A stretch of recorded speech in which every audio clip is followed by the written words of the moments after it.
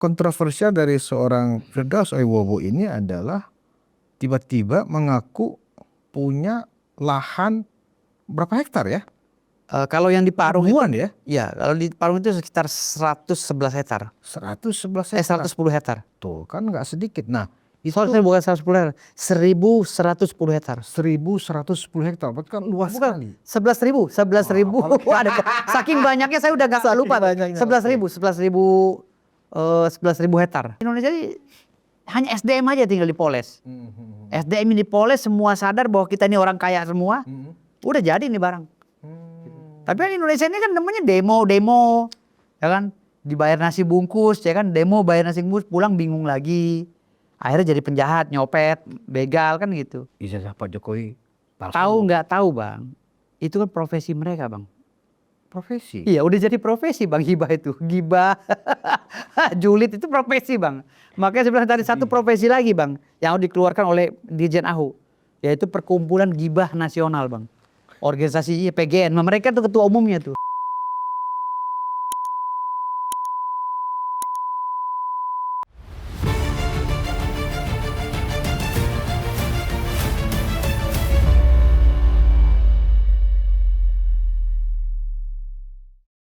Penonton Ruang Konsensus Unpacking Indonesia, kita masih dengan Bung Firdaus Oiwobo. Ya. Tapi kita sekarang membicarakan tentang sisi lain dari seorang Firdaus yang sebenarnya agak kontroversial. Iya. Ya, mulai dari senah sanksi ya, dari persatuan Naik meja. Dari Kongres Advokat Indonesia. Nah, kemudian juga ternyata Bung Oiwobo ini memegang license tanah, emas, dan uranium. Iya. Nah, sekarang coba Bung, bisa diceritakan nggak itu kenapa tuh kejadian sampai naik meja itu segala macam itu? Kalau naik meja itu kan, iya terima kasih. Jadi gini, saya naik meja itu Bung kan, menyesal gak sih? enggak menyesal sih, tapi ya agak menyesal juga karena kan kok bisa naik meja gitu loh. Karena refleks aja, karena saya kan kalau udah membela klien itu kan benar-benar full ya. Saya menganut sistem kekeluargaan lah dengan klien itu. Kalau memang dia udah memberikan saya kerjaan, saya harus membela dia dengan mati-matian kan gitu. Jadi pada situ Rasman mau dikeroyok, akhirnya saya naik meja spontan, tapi ditegur oleh jaksa, lalu saya sadar, saya turun kembali gitu, nggak sengaja gitu. Dan saya sudah minta maaf beberapa kali pada Mahkamah Agung. Alhamdulillah udah selesai dan bulan depan saya sudah dilantik lagi sebagai pengacara. Karena kasus itu kemudian itu sudah langsung terkena sanksi itu, karena itu pelanggaran etik ya. Dibilang pelanggaran etik, saya nggak pernah disidang etik. Sampai sekarang suratnya nggak pernah keluar. Jadi hukumannya apa? Dicabut sumpahnya itu doang? Dicabut, tapi suratnya nggak ada, surat pencabutannya. Kan kalau suratnya tidak nyampe ke saya berarti kan cacat hukum. Tapi Bung menerima apapun? Ya saya merasa tidak juga membenarkan diri saya. Saya merasa diri saya nggak mau egois gitu loh. Berarti ini ada pelajaran berharga dari Mahkamah Agung, dari pengadilan. Memang sikap seperti itu ya nggak boleh lah. Saya sendiri nggak pernah sidang seperti itu, tapi kan karena mungkin terbawa juga suasana, karena kan memang klien saya Bung Rasman itu waktu itu memang sering protes kepada hakim juga, karena hakimnya memang agak sedikit tidak berimbang lah, tidak berat sebelah kalau bahasa kasarnya gitu. Iya. Nah, terus kemudian dengar-dengar katanya bulan depan sudah disumpah lagi. Udah. Prosesnya gimana itu? Alhamdulillah. Artinya Bung mendaftar lagi, ujian lagi. Iya. Nah kebetulan saya juga punya organisasi advokat sendiri sekarang. Per 10 Februari saya udah punya pembasmi kan, Perkumpulan Badan Advokat Solidaritas Mereka Indonesia. Jadi alhamdulillah sekarang udah ya bisa menyumpah orang juga gitu, bisa merekomendasi orang juga ke pengadilan tinggi gitu. Di mana nanti sumpahnya itu? Sumpah untuk menjadi pengacara lagi boleh beracara atau sumpah apa ini? Sumpah untuk menjadi pengacara lagi. Di pengadilan yang telah membekukan saya. Siapa yang menyumpah Bung nanti? Menyumpahnya pengadilan tinggi, kepala pengadilan tinggi. Ya, kepala pengadilan tinggi.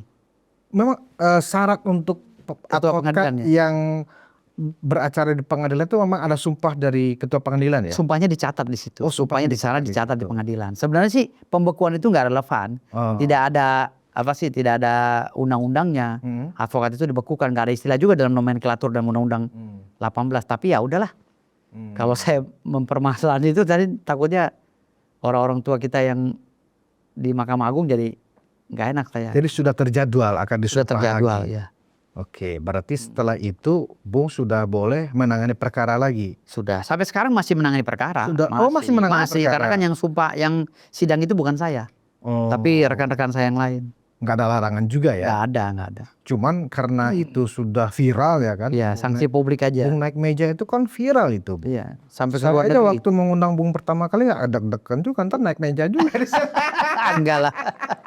Sekarang saya udah enggak, udah. Mudah-mudahan saya bisa lebih dewasa lagi ke depan. Oke. Ya. Nah, yang juga kontroversial dari seorang Firdaus Aiwobo ini adalah tiba-tiba mengaku punya lahan berapa hektar ya?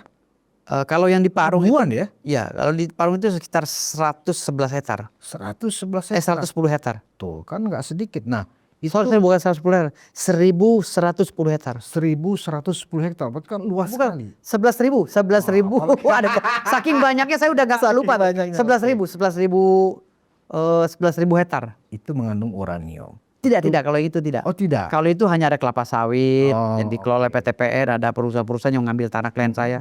Itu memang murni punya saya sebagian karena jasa hukum. Kalau yang kontroversial kan yang masalah uranium ini loh, itu gimana ceritanya? jadi kalau uranium ini kan memang Itu memang dikuasakan ke Bung Firdaus atau memang itu authorized Bung Firdaus sebagai ownership-nya? bukan. Jadi gini, kakek saya kan Raja Bima, Sultan Bima itu kan menguasai wilayah tersebut. Dari mulai Pulau Sumbawa. Oh berarti Bung asli Bima ya? Bima, saya cucunya Sultan Bima, cucu kandung. Jadi saya bercerita pada saat diwawancara, selain gunung ini gunung apa? Saya bilang, yang kong saya juga punya, buyut-buyut saya punya wilayah kekuasaannya di Bima sana ada uraniumnya, saya bilang gitu. Jadi diplesetin sama netizen katanya punya saya gitu. Padahal itu wilayah kekuasaan daripada buyut saya. Dan sekarang sedang diteliti oleh Profesor Haidar, ahli geologi daripada Universitas ITB. Beliau mengatakan bahwa di situ bukan saja uranium tapi ada thorium. Oh benar ada? Di atas uranium itu thorium. Nah sedang dievaluasi oleh beliau, sedang diuji. Oh. Diuji. Kalau memang uji labnya oke, di situ ada mengandung thorium dan uranium, bukan saja emas, maka di situ akan dikembangkan oleh Pak Prabowo mungkin ke depan. Gitu. Karena thorium sedang dicari dunia. Sudah dilakukan semacam apa teropong satelit gitu misalnya? Sudah. Ini sedang dilakukan oleh Profesor Haidar. Biasa kan yang melakukan itu yang memverifikasi bahwa di situ memang ada kandungan ya, mineral atau tambang itu kan dari Skovindo ya kalau nggak salah. Ya dari Skovindo, dari itu sedang dilakukan. Ya mungkin sudah dilakukan oleh mereka mungkin. Sekarang saya kan nggak tahu mereka, tapi Profesor Haidar sudah menunjuk saya sebagai ketua Korlap di NTB untuk turun nanti. Karena sekarang ini kan undang-undang minerba itu kan mengedepankan kepentingan rakyat ya. Jadi seperti rakyat ini semua diberi kebeluasan seluas-luasnya untuk mengelola wilayah daerahnya sendiri dengan membentuk koperasi tambang rakyat dan lain-lain gitu. Jadi saya ketuanya di NTB. Berapa nilai yang sudah Bung dengar itu kandungan atau deposit untuk uranium atau turunannya itu berapa itu? Dan kalau uranium dan thorium kita belum berbicara karena lagi diselidiki ya, lagi diselidiki atau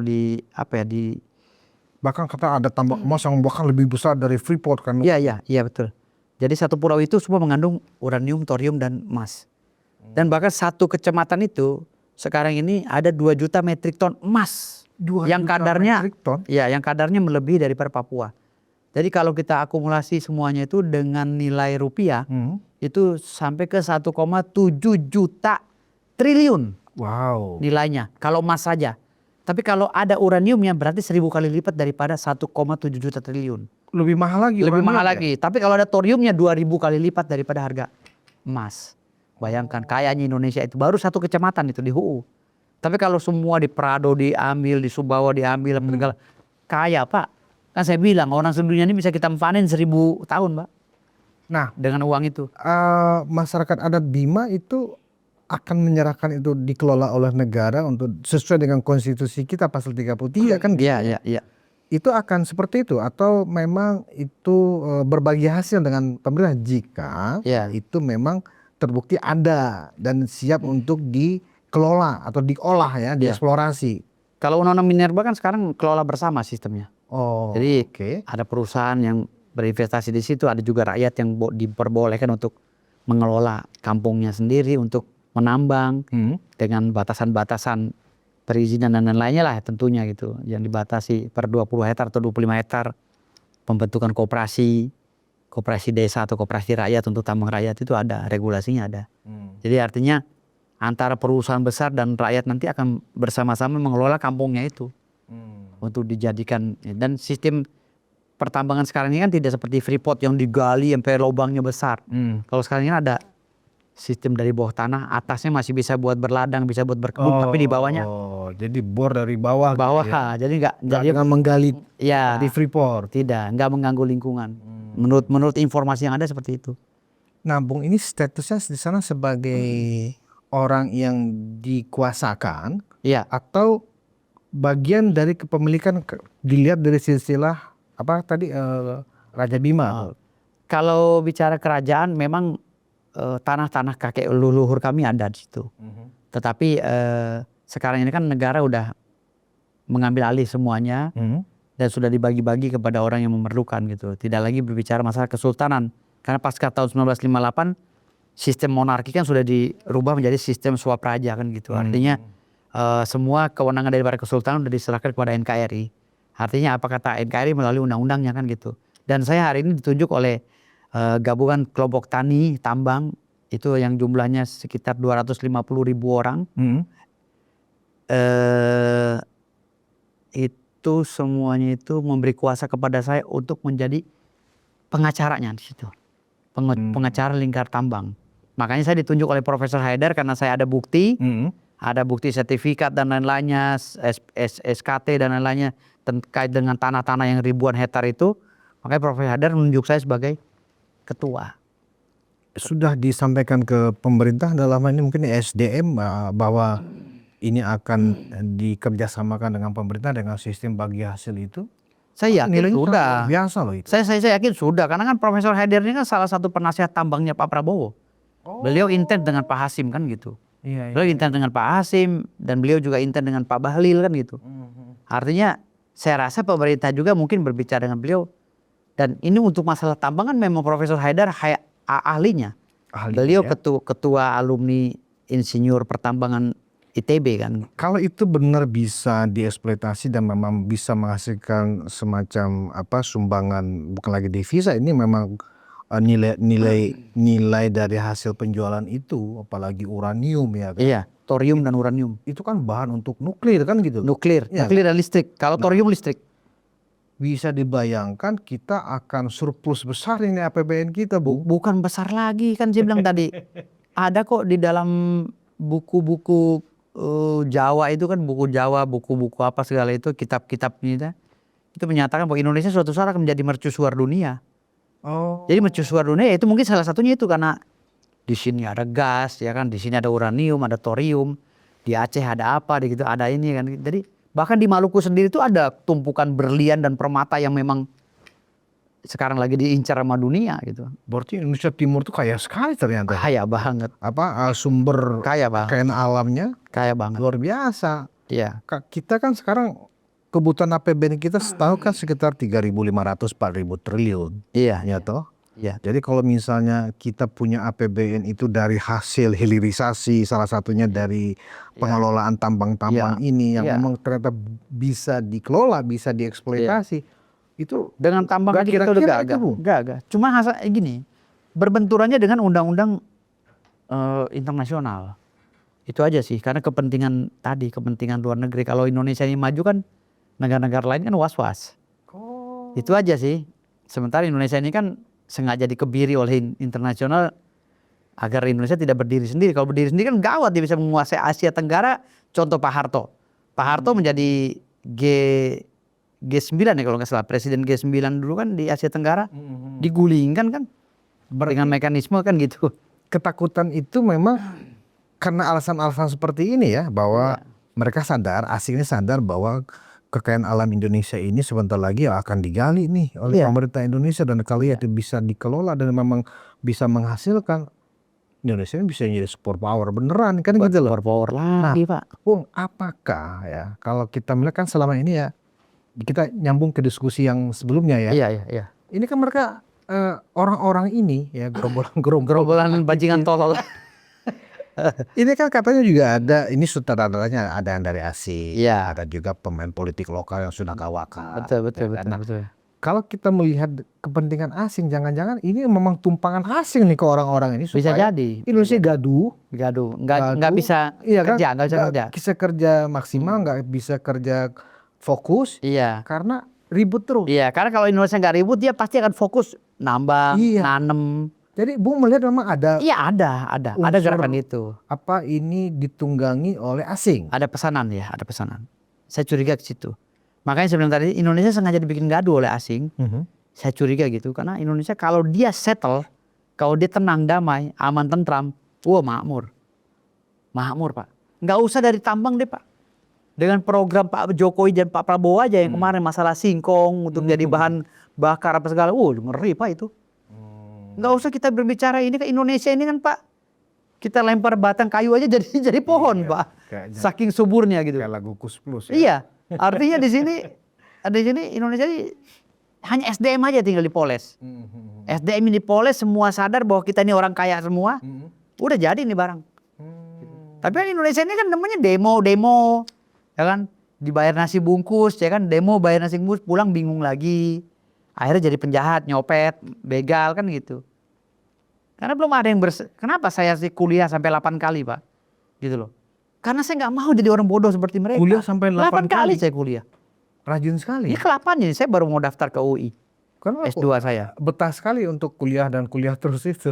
Saya udah komitmen gitu loh. Sampai saya menutup mata saya harus kuliah terus. Gitu. Ntar gelarnya berderet-deret nanti. Iya. Karena saya merasa nggak puas dengan ilmu. Saya merasa nggak puas. Bukan sekedar mencari gelar ya? Bukan, saya nggak puas dengan ingin ilmu. mencari tahu. Kalau mencari gelar aja saya bisa nembak Pak, banyak yang jual ijazah sekarang. Banyak Pak, iya Pak. Oh ya? S2, S3 banyak deh nembak aja. Banyak kok. Orang yang nggak pernah kuliah atau jadi pengacara banyak banget.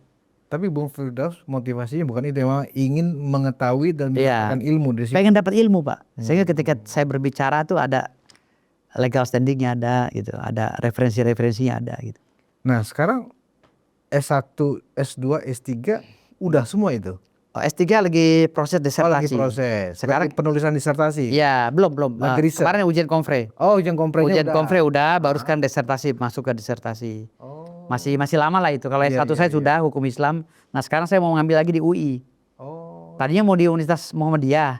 Ambil hukum lagi? Enggak. Saya ngambil hukum kenotariatan. Oh kenotariatan. Ya karena saya tertarik dengan keperdataan jadi. Bukannya mau ambil semua, tata negara ambil, hukum pidana ambil, hukum sekarang perdata lah. Hukum Islam udah ya. Hukum notariat, hukum Islam. Kayaknya nggak mau bagi-bagi. Oh mau semuanya disikat ini kayaknya. Saya mau perfect banget gitu di bidang saya gitu. Iya. Jadi nanti bisa menjadi lawyer yang ilmunya lengkap. Iya, bahkan saya sekarang sedang termasuk juga ambil tata negara. Tata negara baru rencana. Rencana mau ngambil setelah S2 selesai ambil tata negara lagi. Jadi orang nanti bingung nih, Bung Firdausnya ahlinya yang spesialis di mananya gitu. Saya sekarang lagi persiapan ngambil likuidator dan kurator. Oh oke. Lagi persiapan pendidikan. Saya akan berkegiatan di pengadilan niaga nantinya. Nah, sekarang gini Bu, di luar pendidikan Bung Firdaus tadi, kalau memang Bung dikuasakan, masih kembali ke masalah uranium tadi, karena kan tuh bagi saya tuh wah luar biasa sekali. Iya. Nah, yang selama ini terlihat agak fokus dan serius dalam membuat sebuah perencanaan pembangunan menuju kita Indonesia emas, ya kan, visi Indonesia emas 2045 itu kan dari Pak Jokowi kemudian disambung oleh Pak Prabowo, kan begitu. Nah, salah satu formulasi yang dilakukan oleh dua pimpinan kita ini adalah bagaimana memaksimalkan sumber kekayaan alam ya untuk dimaksimalkan, jadi nggak jual mentah. Betul. Ya kan, kalau dulu kita kan baru dalam tanahnya udah dijual, bahan baku jual. Nah sekarang kan dengan kebijakan Pak Jokowi dengan hilirisasi dari nikel, bauksit, ya, dan termasuk juga kita sudah ambil emas juga ya di Freeport. Kita tuh menjual dalam bentuk setengah jadi dan udah jadi kan? Udah jadi, betul. Itu yang mengganggu kepentingan asing. Iya, bisa jadi itu. Apakah karena alasan-alasan seperti ini Pak Jokowi diganggu terus? Ya kemudian orang nggak percaya lagi dengan Pak Jokowi, sehingga Pak Prabowo yang menjadi presiden sekarang pun kalau bisa juga menjauh atau renggang dengan Pak Jokowi. Apa itu agendanya? Sebagian kecil itu. Sebagian lagi ya karena kesetanan tadi gitu. Saya bilang kesurupan, kalau udah masuk rombongan itu pasti kesurupan gitu. Akhirnya dimanfaatkan oleh orang gitu. Jadi kalau kita berbicara jujur, baru Jokowi yang berani ngutik-ngutik Freeport. Kan ini Pak Jokowi ini manusia super dewa, setengah dewa kalau menurut saya gitu. Berani mengambil kebijakan sehingga diambil alih saham Freeport yang tadinya 2% untuk Indonesia jadi 51 kan gitu. Jadi ini kan kebijakan yang sangat dan itu terbukti dari omongan-omongan orang Freeport yang selama ini mendukung program Amerika di situ kan gitu. Yang orang Papua yang kerja dengan Freeport, mereka dicuekin sama si komisarisnya Freeport ya kan karena udah nggak mendukung gitu. Sampai mereka sebagian dipecat dari Freeport kan gitu. Jadi artinya kan kerja Pak Jokowi itu benar gitu loh. Kalau dia bilang ngambil 51 itu benar gitu. Sementara di saat Pak Mahfud MD, ahli tata negara Profesor Mahfud MD udah menyerah, katanya waduh nggak mungkin nih. Karena ini warisan dari para Pak Harto kan gitu kata Pak Mahfud gitu kan. Tapi kata Pak Jokowi mungkin. Akhirnya bisa keambil kan gitu. Artinya Pak Jokowi itu bisa berpikir sama seperti saya, out of the box. Jadi pikirannya langsung. Jadi nggak pakai konsep dia apa sih gitu undang-undang. Tuh gue coba dulu deh gitu. Kayak gitu. Pak Jokowi tahu ada uranium di Bima ini? Beliau pernah bercerita. Oh ya. Di media sosial beliau pernah menjelaskan bahwa di situ ada 2 juta metrik ton pernah uranium. Ada videonya ada. Enggak, emas. Emas. Tapi yang bilang uranium itu dari perbincangan Pak Profesor Haidar. Ada kok biasanya kata dia yang menjadi kebiasaan ya biasanya itu ada uraniumnya kalau ada emasnya. Kalau ada uraniumnya berarti ada thorium kata dia gitu. Kadarnya berapa kita selidiki dulu. Gitu. Luar biasa. Berarti memang visi Indonesia Emas dengan memaksimalkan mengelola kekayaan alam yang dilakukan oleh keberlanjutan antara Pak Jokowi ke Pak Prabowo ini, memang itu ditakuti ya ternyata oleh asing. Dan sesungguhnya kita justru bagian dari rakyat yang justru harusnya melindungi. Harusnya melindungi. Ini bukan kita kemudian cakar-cakaran untuk mengganggu mereka. Lah makanya harus melindungi gitu loh. Karena presiden ini lagi berbenah. Dan yang saya dengar dari Profesor Haidar itu, Pak Prabowo ini senang dengan program uranium dan thorium ini. Karena kita baru ada di ini kan, di Bangka. Thorium itu baru di Bangka. Dan itu pun nggak begitu besar seperti di Sumbawa. Kalau kandungan yang ada di sana itu tergolong besar itu ya? Terbesar di dunia. Terbesar di dunia. Wow. Itu kata Profesor Haidar. Ngeri kali kalau terbesar di dunia. Iya, nomor 1 di dunia. Terbesar. Wah. Gitu. Kalau uranium kan baru ada di Belgia kalau nggak salah, Belgia dan Australia kalau nggak salah. Uranium. Dan itu hanya 30.000 metrik ton. Kalau kita ini kan 2 juta metrik ton. 2 juta itu terbesar di dunia uraniumnya. Thoriumnya terbesar di dunia kita. Mengalahkan Bangka dan thorium buat apa itu, Bung? Thorium itu pembangkit listrik. Oh, pembangkit 1 listrik. gram atau 1 gram kalau nggak salah, 1 gram atau 1 kilo ya. 1 gram thorium itu bisa menghidupkan listrik 1 negara ini 1000 tahun. Wow. Iya. Luar biasa. Bayangkan itu. Bayangkan tuh nilai energinya tuh dari thorium itu. Itu menurut informasi yang saya dapat dari saya bincang-bincang dengan orang tua kita Pak Profesor Haidar Alwi. Gitu. Oh, saya sampai merinding. Iya. Biasa sekali Indonesia ini ternyata. Iya. Jadi 1 gram uranium atau 1 kilo uranium itu bisa menjalankan kapal selam itu selama 70 tahun.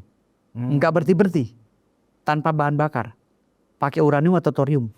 Iya. Karena memang kapal-kapal induk ya atau kapal tanker yang super besar itu memang mereka tenaganya tenaga nuklir. Tenaga nuklir. Ya kan? Kalau pakai mereka misalnya bahan bensin bakar atau fosil, boncos istilahnya. Nggak bisa.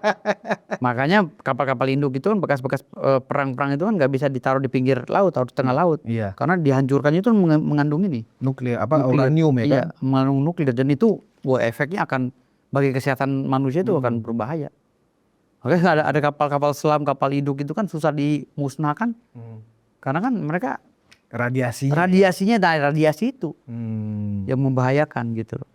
Nah, saya bilang tadi sini Saya baru tahu juga dari Profesor Haidar gitu. Makanya Bung, kawan-kawan kita ini sadar nggak sih bahwa kita punya potensi sedahsyat ini gitu? Ya tadi itu komplotan kawan-kawan kita. kalau yang ngikutin program saya dengan Profesor Haidar, insya Allah akan jadi orang sadar semua. Karena saya dulunya kan nggak sadar kesetanan gitu. Tapi setelah saya sadar ikutin Profesor Haidar, saya akan maju bersama Pak Prabowo dan Pak Gibran kan gitu. Tetapi kalau masih pakai ikut rombongan mereka, tetap aja hidupnya begitu-gitu aja. Julid, gibah, hidup susah gitu kan. Lama-lama meriang kan gitu, Tapi sakit. mereka tahu nggak sih bahwa mereka ini mengikuti request, anggap begitu ya, istilahnya request untuk menjalankan aksi-aksi seperti ini ya. Sekarang ordernya pastikan, pokoknya bikin heboh. Ijazah Pak Jokowi palsu. Tahu nggak tahu bang, itu kan profesi mereka bang. Profesi. Iya udah jadi profesi bang, gibah itu. Gibah, julid itu profesi bang. Makanya saya bilang tadi satu profesi lagi bang, yang harus dikeluarkan oleh Dirjen AHU. Yaitu Perkumpulan Gibah Nasional bang. Organisasi PGN, mereka tuh ketua umumnya tuh. Sekjennya itu. Perkumpulan Masyarakat Gibah Nasional bang. Ini suka atau tidak suka, percaya nggak percaya, memang itu ada sih ya. Ada. Dan mereka melakoni sih. Ya melakoni dan dinikmati oleh mereka. Kegibahan-kegibahan dan kelucuan-kelucuan dinikmati gitu. Sehingga mempengaruhi rakyat-rakyat yang SDM-nya minim gitu.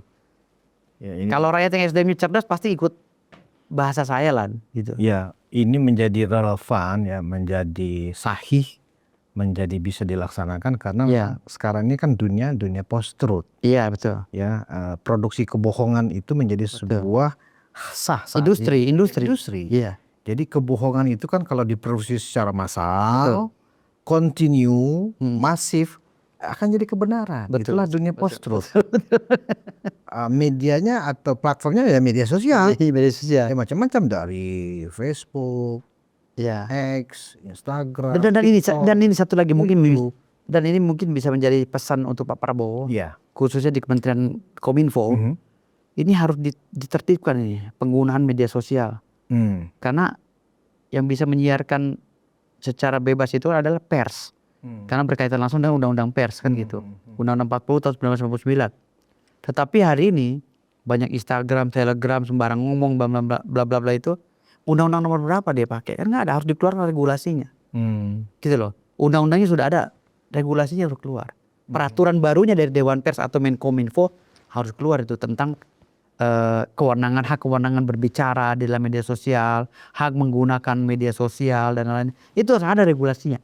Kalau nggak salah itu kan memang lagi dibahas Bung, dibahas revisi undang-undang penyiaran kan memang digodok di Komisi 1 ya. Memang banyak juga sih yang melihat ini postur ini menjadi mewabah ya. Mewabah. Ibarat dia itu virus, dia cepat menyebar ya kan. Kayak zombie. Jadi orang yang nggak biasa bohong pun karena media sosial, kebohongan saya ternyata diikutin orang, diyakinin orang. Karena kan saya bercanda. Betul. Ya kan, apalagi oleh media sosial mereka dikasih reward. Iya betul. Bahkan ada penghasilan yang segar. Berbohong tapi buat ini berprofesi. Belum lagi yang by request. Betul. Ya kan, karena kepentingan geopolitik seperti saat ini. Betul. Jadi memang tergantung kita sendiri sebagai masyarakat ya dalam memfilter diri kita nih. Betul. Bung Firdaus. Dan informasi-informasi yang meluruskan ya perspektif tentang post-truth itu seperti apa, maka harus rajin kita lakukan. Betul. Tapi nggak dengan cara naik meja, Bu. Naik meja saya udah kapok.